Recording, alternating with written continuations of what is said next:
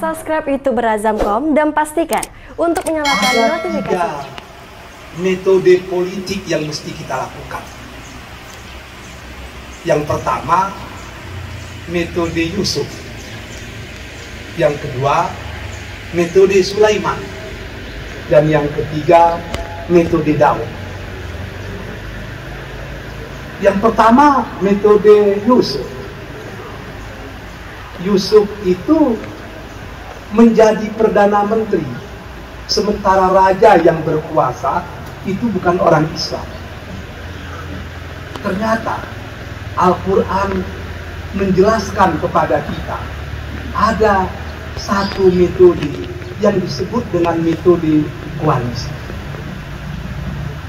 Walaupun pemimpin itu bukan orang seakidah, tapi dia tidak mencederai akidah. Dan kita dalam kondisi yang bisa menjaga akidah, maka kita dapat berkoalisi. Dan ini dilakukan oleh Yusuf. Kalau Al-Quran menjelaskan itu, maknanya itu bisa berlaku universal. Ada kalanya kita harus menggunakan metode Sulaiman. Dalam kondisi tertentu, harus kita yang megang tumpuk kekuasaan. Sebab kita punya kemampuan dan kita punya upaya untuk itu. Pada saat seperti itu, istilah anak Melayunya, anak Melayu pantang turun dari gelantang. Sebab kita sudah melihat, kalau kita yang memegang, maka kemaslahatannya jauh lebih besar dari kemudaratannya. Pada saat seperti ini orang Melayu harus berprinsip, setitik tidak hilang, selangkah tidak surut, terbujur lalu melintang patah. Besar bilang, dua berbilang, biar putih tulang, jangan putih mata, biar pecah di perut, jangan sampai pecah di mulut. Sulaiman melakukan itu. Dia tegak menjadi pemimpin. Bukan hanya manusia, jin juga diperintahnya. Binatang juga diperintahnya. Sebab pemimpin yang muslim yang bagus itu, dia akan menjadi rahmatan lil alamin. Saya teringat itu ketika Khalifah Bani Umayyah dipimpin oleh Umar bin Abdul Aziz. Orang terkejut. Kenapa? Domba-domba penduduk yang ada di Basrah itu tidak diganggu oleh serigala. Biasanya serigala mengganggu domba-domba. Waktu itu Imam Hasan Al-Basri masih hidup. Orang bertanya kepada Imam Hasan Al-Basri, berpuluh tahun kami mengembala, musuh utama kami serigala. Tapi hari ini, kenapa domba-domba kami tidak diganggu serigala? Apa kata Umar bin Abdul Atta, apa kata Hasan Al-Basri pada waktu itu? Ini merupakan satu sinyal bahwa negeri kita dipimpin oleh pemimpin yang adil. Ternyata keadilan seorang pemimpin tidak hanya bermanfaat untuk manusia, tapi itu sampai hewan saja ngerti, sehingga dia malu melanggar aturan. Kalau sekarang orang sudah tidak malu lagi melanggar aturan, itu wallahu a'lam bishawab. Jadi kepemimpinan luar biasa. Ini yang dilakukan oleh Sulaiman. Tapi ada kalanya kita mesti seperti Daud ketika cerita Talut dan Jalut.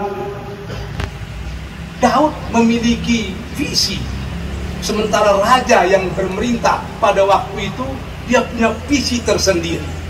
Maka Daud berdiri sebagai oposisi.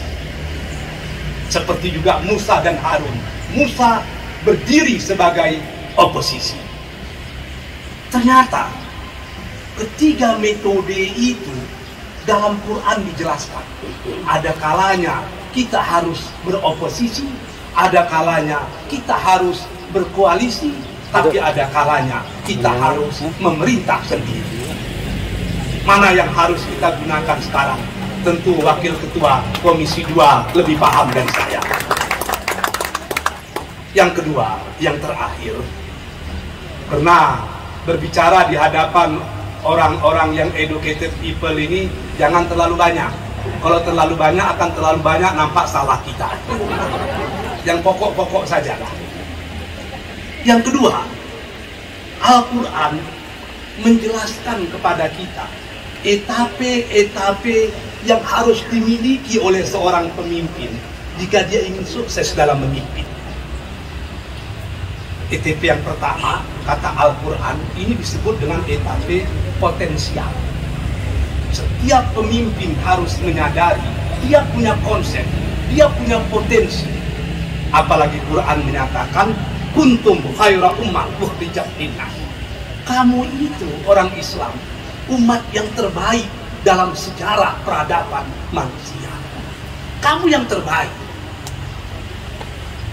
Ada Nasrani yang sangat spirituality oriented, ada Yahudi yang sangat materialistic oriented, yang dalam pikiran mereka, who can control ekonomi, he can control money, who can control money, they can control the world.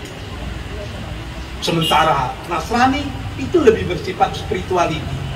Umat Islam wasatiyah, dia menguasai ekonomi, tapi dia juga menggenggam kekuatan spiritual. Ini yang harus dimiliki, keyakinan kalau kita punya potensi. Tapi potensi, seperti kata Ayahanda Saleh Yajid tadi, kita dikenal, kita punya apa. Tapi kalau tidak sampai ke level yang kedua, yang kita sebut dengan level aktual, tidak ada artinya.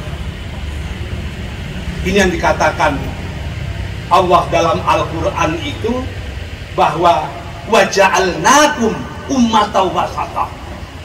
Kamu itu harus menjadi umat yang wasata. Wasata di sini bukan sekedar di tengah, tapi menjadi wasit, menjadi penentu. Ada 40.000, bahkan 50.000 penonton menyatakan itu gol, tapi kalau wasit bilang tidak gol, siapapun menyatakan tidak akan gol. Jadi kita harus bisa menjadi penentu. We are part of decision maker. We are part of solution, part of problem solver, not problem maker. Kita harus bisa menjadi penentu umat Allah. Tapi ingat, bukan sekedar decision maker.